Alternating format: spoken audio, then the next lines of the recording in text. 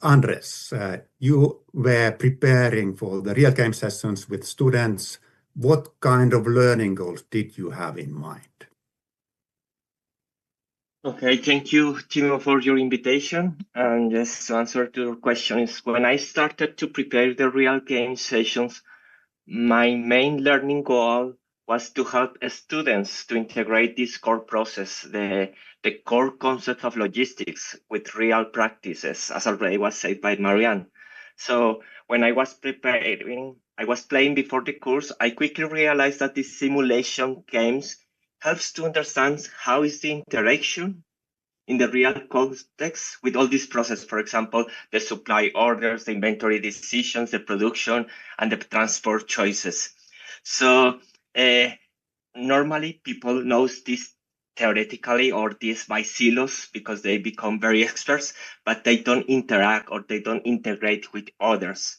So something very important is that I wanted the students to experience that these decisions have to be made in team, in working teams, and they have to make it profitable, so their own company, but they also have to account by sustainability.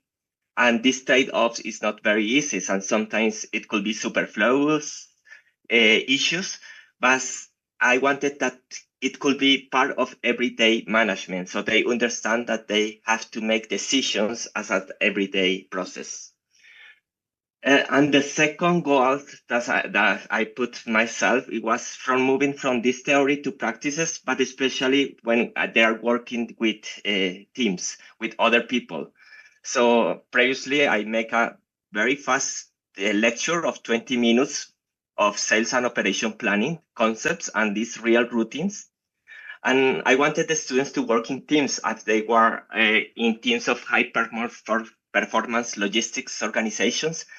And they have to make these decisions under pressure with incomplete information and with real consequence at the end. So these simulations force them to think about agility, alignment, and all the effects that each decision takes at the end. So it was very difficult to achieve this only by lectures alone or by case study.